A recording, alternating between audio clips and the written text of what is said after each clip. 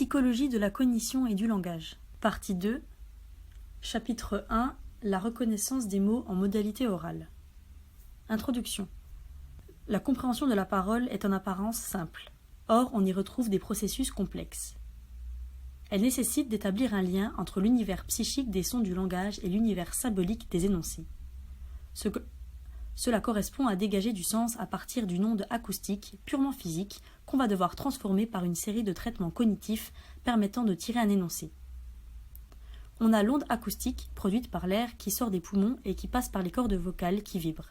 Cet air est mis en vibration dans les cavités buccales et selon sa configuration de la cavité, elle va être renoncée pour produire des sons particuliers.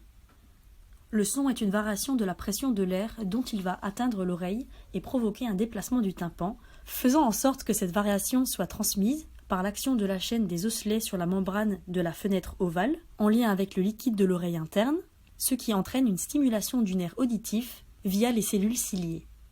Ce signal va être transmis au cortex auditif pour être interprété à ce niveau. La compréhension de la parole nécessite des traitements cognitifs complexes en raison d'un certain nombre de caractéristiques à traiter, à savoir la variabilité, la continuité et la rapidité. En ce qui concerne la variabilité, à chaque production, un mot donné prend une forme phonétique et phonologique différente. La représentation stockée en mémoire doit pouvoir s'activer en réponse à ces différentes formes possibles. La variabilité intra-individuelle. Une même personne peut prononcer un même phénomène de manière variable. La variabilité interindividuelle. Elle est la caractéristique de la voix des personnes, par exemple l'effet du sexe de la personne, un accent, etc. La variabilité due au contexte phonétique de la réalisation. C'est la coarticulation. On peut la comparer par exemple à l'articulation de K devant un I ou devant un U ou un R dans gredin ou carte. Et la variabilité phonologique due à des règles contextuelles, phénomène d'élision, phonème non prononcé relevé, de liaison, phonème ajouté, les amis, d'assimilation, phonème transformé, obtus. Le caractère continu. À la différence de la modalité écrite, la parole n'a pas de blanc ou d'espace systématique pour indiquer la fin d'un mot ou le début du suivant. Il n'y a pas non plus d'indice explicite pour séparer les phonèmes, les syllabes et même les phrases. Cette caractéristique est frappante quand on écoute une langue étrangère. On a une difficulté à repérer une unité lexicale. En outre, les indices acoustiques correspondant à deux sons clairement perçus de manière successive, par exemple K et I, se chevauchent largement sur le plan temporel. Par exemple, KI, qui, VS, vs, KU, Q. Tous ces aspects doivent être traités par le système cognitif pour pouvoir extraire le son produit en réalité. Le caractère bref, rapide. À nouveau en comparaison au traitement des mots écrits, les mots en modalité orale sont présentés très brièvement. Le rythme de la parole est de l'ordre de 200 mots par minute. L'auditeur doit être donc capable d'identifier 12 à 15 phonèmes par seconde. En réalité, les capacités d'un auditeur moyen sont encore plus élevées. La perception ne commence à se dégrader sérieusement qu'à partir de 300 mots par minute environ. Le caractère lacunaire. Une proportion importante de mots et de phonèmes est prononcée de manière imparfaite, voire pas du tout dans l'égal des phonèmes, sans que cela ne gêne la compréhension. En outre, les conditions de production se font le plus souvent avec d'autres bruits, mais on reconstruit quand même en quelque sorte les phonèmes. Expérience de Pollack et Pickett en 1969. Il faut entendre à des sujets des mots isolés extraits de l'enregistrement d'une conversation spontanée. En fait, 47% des mots seulement ont pu être correctement identifiés. Le caractère ambigu. Le caractère ambigu par rapport au lexique. Il s'agit d'un cas de mots à l'intérieur des mots. Par exemple, les mots croc, roc, ode, ode, ou et code sont enchâssés dans le mot crocodile. C'est ce qu'a démontré Frauenfelder en 1991. Avant d'aborder la manière dont le système de traitement de l'information traite un certain nombre de ces caractéristiques de la parole, nous présentons dans le cadre de données issues de la neuropsychologie les principaux composants de traitement impliqués dans la reconnaissance des mots. Nous aborderons également l'effet de certaines variables psycholinguistiques sur la reconnaissance des mots. Composants impliqués dans la compréhension des mots et neuropsychologie. Les troubles du langage aux frontières de la neuropsychologie, le cas de la dyslexie développementale. Caroline Patterson est une chercheuse. professeur au prestigieux Cognition and Brain Sciences United du Medical Research Council de l'Université de Cambridge. Ses travaux de recherche sur les modèles du langage oral et écrit sont très influents. Ils sont couramment utilisés pour l'évaluation des troubles langagiers auprès des patients adultes ou enfants. Elle est parmi les premiers chercheurs à s'engager dans un courant de recherche multidisciplinaire qui a donné naissance il y a quelques années à une discipline nouvelle, les neurosciences cognitives. Elle a travaillé dans des domaines variés comme la psychologie cognitive, la psycholinguistique, la neuropsychologie cognitive, la neuropsychologie clinique, la phasiologie théorique et clinique, la modélisation connexionniste et la neuroimagerie cérébrale fonctionnelle. Ces dernières années, Caroline Patterson a développé un important programme scientifique concernant la compréhension des troubles du langage, dont les troubles neurodégénératifs, avec une attention particulière à la démence sémantique. Il s'agit de la perte progressive des connaissances du sens des mots, d'abord les plus spécifiques, en gardant les générales. Par exemple, on ne sait pas dire que c'est un chien, mais bien un animal. Elle a reçu le titre du docteur honoris causa de l'Université de Liège en octobre 2010.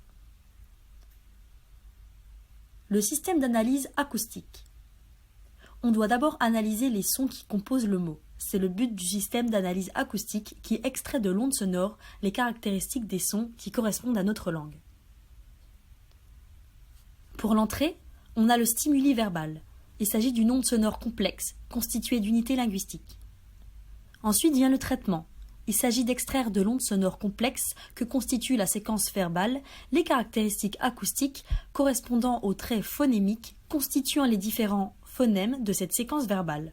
Bien sûr, indépendamment des différences relatives à la voix, de l'accent, du rythme de la parole, etc. Et enfin la sortie. Il s'agit de représentations phonologiques qui sont stockées dans le système cognitif et correspondant aux sons émis.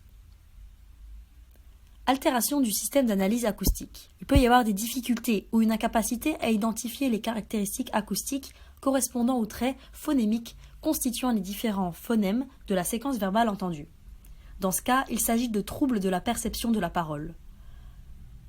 Compréhension verbale KO, compréhension écrite OK, production verbale et écrite spontanée OK, répétition mots et non-mots KO, écriture sous dictée KO. Dans le cas d'une surdité verbale pure, il est sourd uniquement aux mots. Il est capable d'identifier des bruits particuliers, mais il ne peut plus identifier des mots en modalité orale. Le lexique auditif d'entrée. Une fois les représentations phonologiques activées au niveau du système d'analyse acoustique, elles vont pouvoir activer d'autres représentations, maintenant lexicales, dans le lexique auditif d'entrée. Entrée, séquence d'unités phonologiques. Le stock, les représentations lexicales auditives des mots familiers qui sont connus du sujet. Le traitement, qui sert à identifier le mot correspondant à la séquence d'unités phonologiques par l'activation de la représentation lexicale auditive du mot entendu stocké en mémoire. Il y a deux séquences. La séquence phonologique ne correspond pas à un mot familier. Pas de représentation lexicale en mémoire, donc séquence non identifiable. La séquence phonologique correspond à un mot familier. Activation de la représentation lexicale correspondante, donc mot identifié. Il s'agit de comparer avec un mot qu'on ne connaît pas encore, bien qu'on l'aurait déjà entendu, ce qui est insuffisant pour activer la représentation sémantique. Attention, à ce niveau, on n'a pas encore d'informations sur le sens du mot, juste le sentiment qu'on est en train de traiter un mot qui nous est connu. Dans la phase sortie, là c'est la représentation lexicale auditive correspondant à la forme auditive du mot entendu activé ou rien, si activation nulle ou insatisfaisante. Par exemple, un mot qui serait peu connu. L'altération du lexique auditif d'entrée. Il traite correctement les sons du langage, mais une fois les unités phono activées, il n'est plus possible d'activer les représentations lexicales des mots. Donc un peu le même profil qu'avant, à part que le patient pourrait réaliser une tâche de discrimination de paires minimales, bas, pas, différents, bas, bas, les mêmes, contrairement au profil d'avant.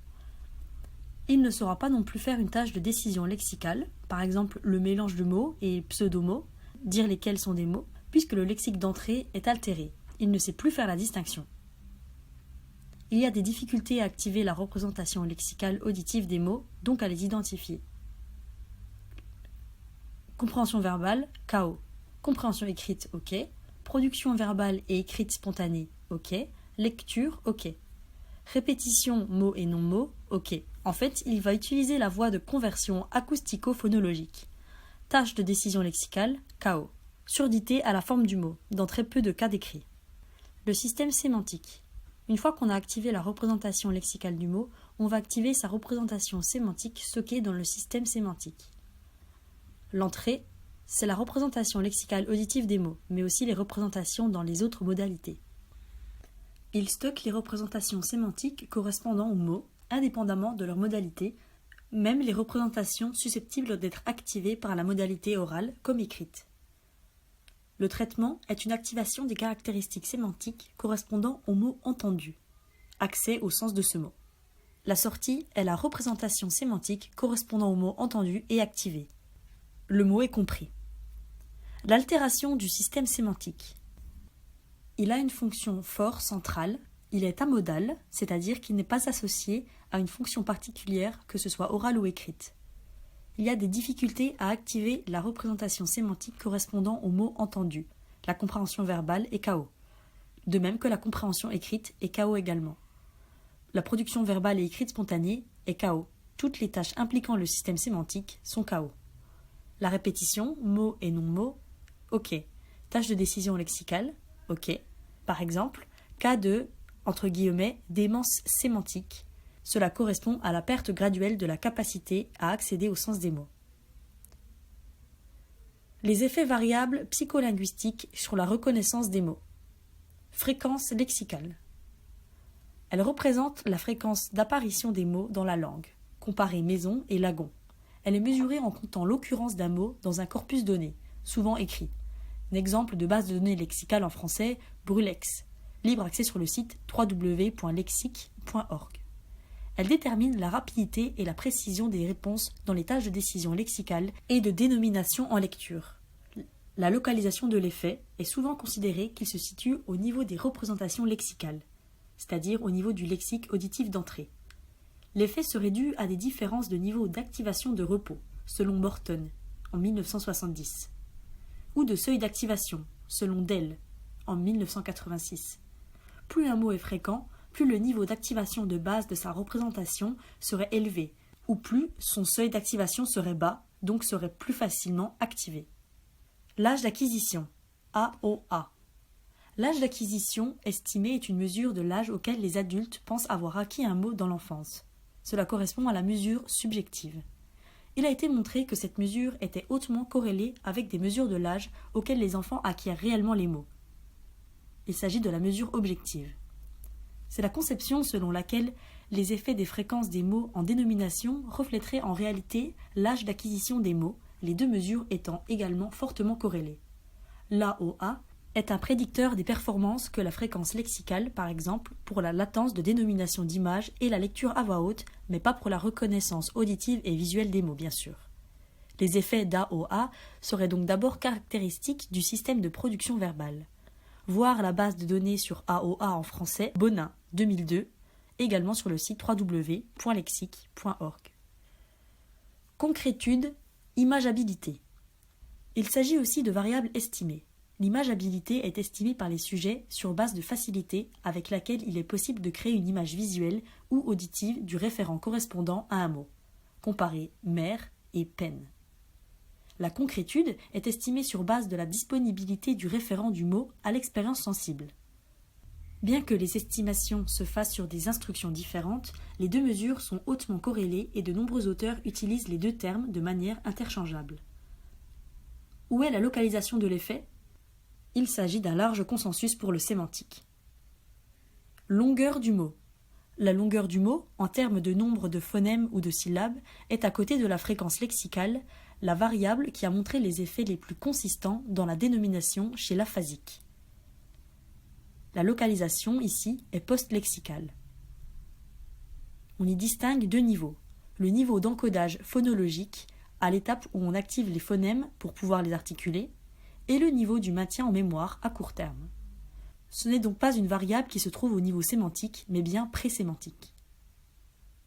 Lexicalité, mots versus non-mots. Les mots sont généralement plus rapidement traités que les non-mots. Dans les tâches de décision lexicale, les non-mots sont moins plausibles, c'est-à-dire qu'ils ressemblent peu à des mots. ils sont aussi rejetés plus rapidement que les non-mots davantage plausibles.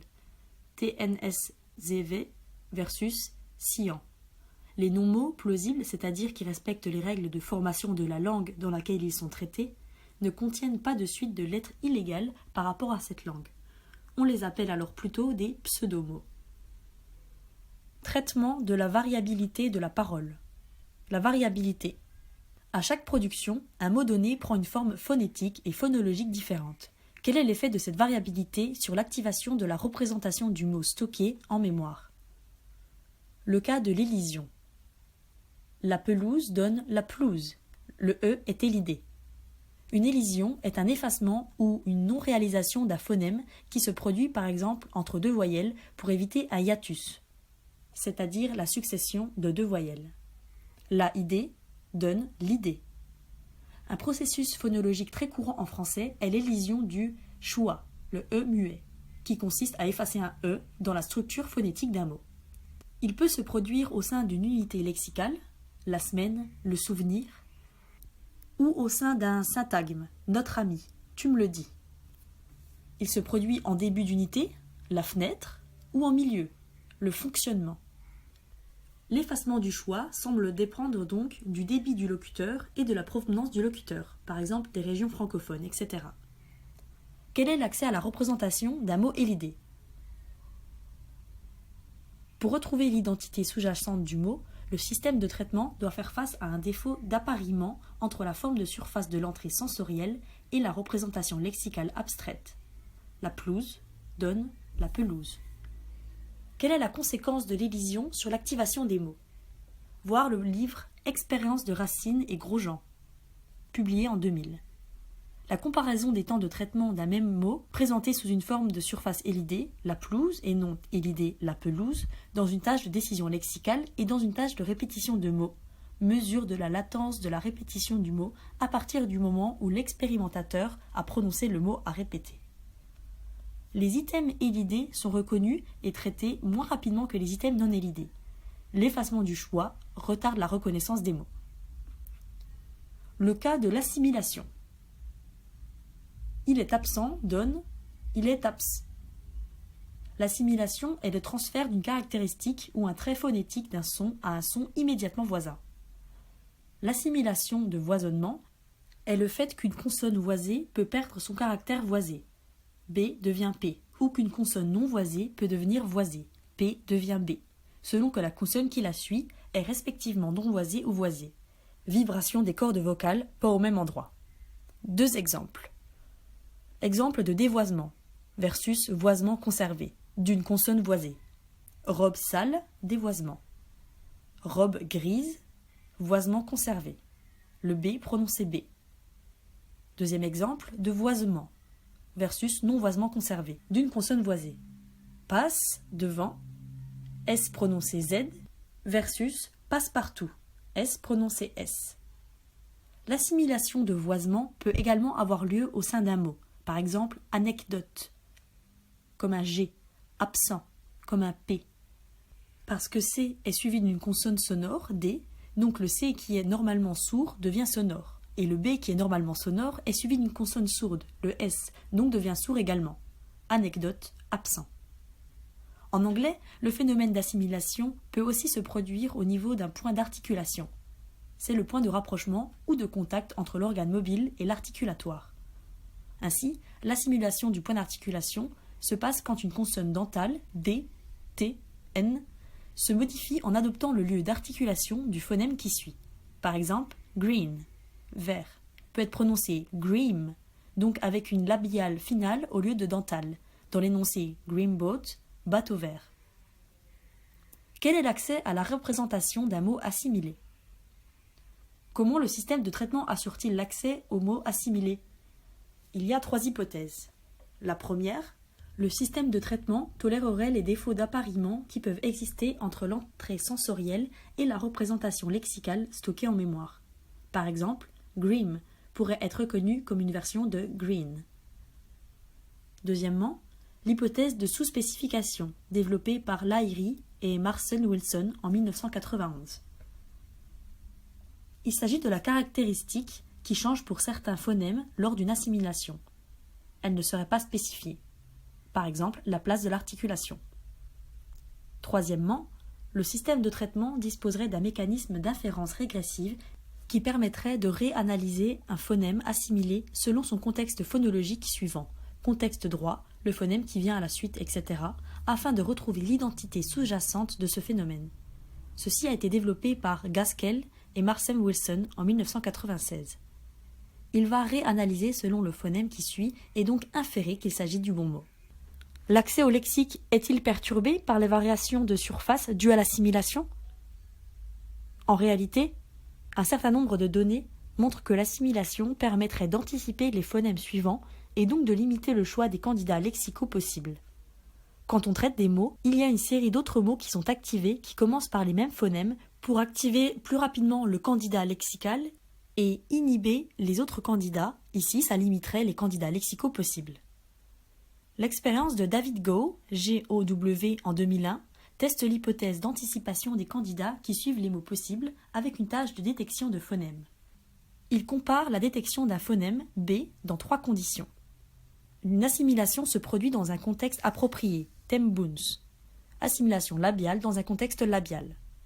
Deuxièmement, une assimilation se produit dans un contexte non approprié, T-Buns.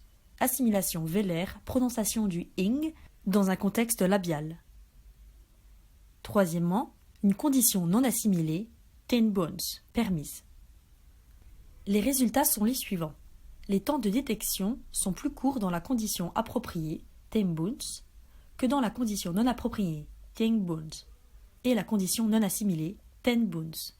La perception d'un phonème assimilé permet l'anticipation du phonème suivant. Là se trouve un avantage pour le système de reconnaissance des mots parlés. Dans l'exemple Ten-Buns, le système de reconnaissance pourrait, avant même de traiter le B de Buns, restreindre la compétition lexicale aux candidats, commençant par un phonème labial, satisfaisant ainsi aux contraintes de l'assimilation. Go, toujours en 2001, teste les conséquences de cette anticipation sur l'activation des candidats lexicaux en compétition par une expérience de priming, expérience d'amorçage. Elle évalue la rapidité de reconnaissance d'un mot cible selon qu'il est précédé une amorce qui va accélérer la reconnaissance du mot ou bien la ralentir. Cette expérience permet de mesurer l'activation de Guns, compétiteur dans Buns, dans une tâche de décision lexicale présentée suite au priming. Dans un énoncé comme Ten-Buns, l'assimilation vélaire est inappropriée. Si les sujets anticipent un phonème vélaire, après Teng, le mot Guns pourrait devenir un candidat lexical privilégié quand on présente Tengband. Il devrait donc être en compétition avec Buns et ensuite être inhibé lors de cette compétition. Les résultats sont les suivants. Il s'agit d'un effet d'inhibition qui apparaît en effet pour la cible Guns après la présentation de Teng-Buns. Nous pouvons tirer 2 conclusions.